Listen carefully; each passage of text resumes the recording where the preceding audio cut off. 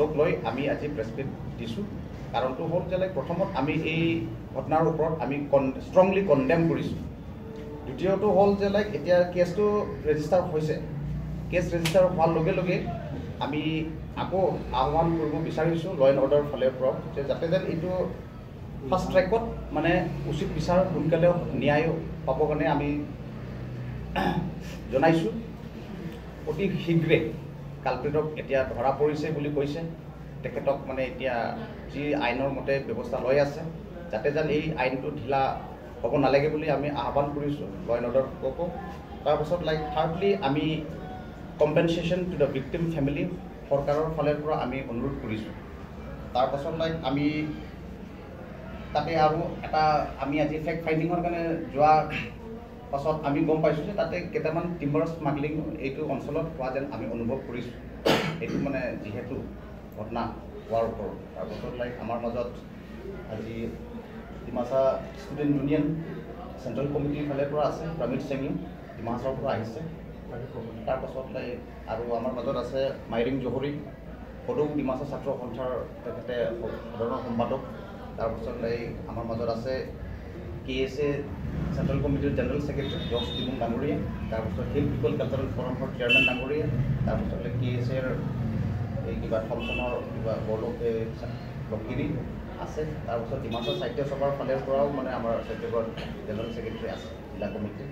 তাৰপাছত আৰু আমি আজি তেখেতকো মানে অলপ ক'বলৈ দিম।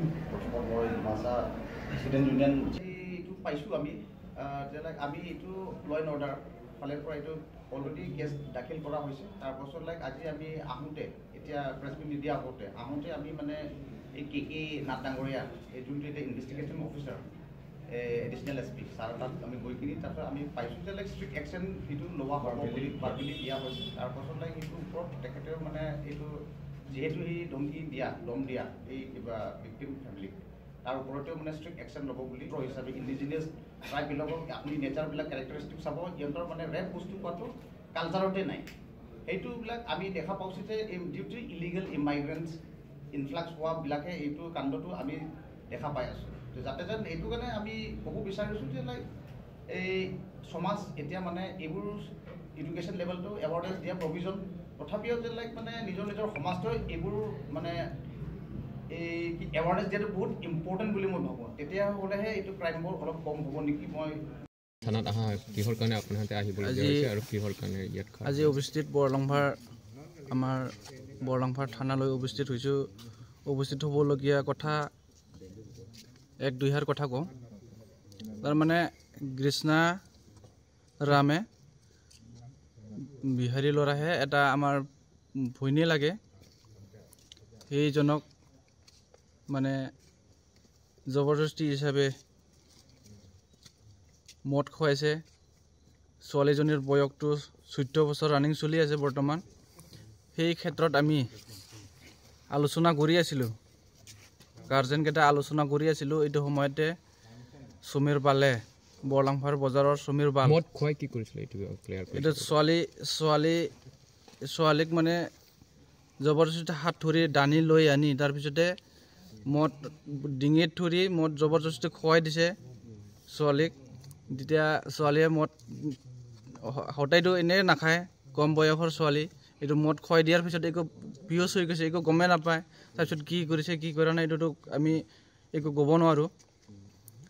এই সময়তে আমি আলোচনা কৰি আছিলোঁ কি হয় কি নহয় এইবিলাকৰ কথা আলোচনা কৰি আছিলোঁ। সেই সময়তে মানে বৰলাংভাৰ বজাৰৰ একজন সমীৰ বাল বুলি আছে। সমীৰ বালে আহি পেলাই আমাক ক'লে যে আমি ৰাইজ মানুহে মানে এইটো বিষয়ত মানে কি হয় কি নহয় মানে আলোচনা কৰি আছিলোঁ। সেইটো সময়তে সমীৰ বাল আহি পেলাই কৈছে যে তহঁতে এইবিলাক আলোচনা কৰি একো লাভ নাই, তহঁতে যি কৰা কৰিব পাৰে। থানাত যদি দিব, থানাত দি দিলে আমি 2 দিনৰ ভিতৰত ওলাই লৈ আহিম কি কৰিব পাৰিব বুলি ল'ৰাহঁতৰ গাৰ্জেন মা দেউতা খুৰাহঁতে আহিছিল।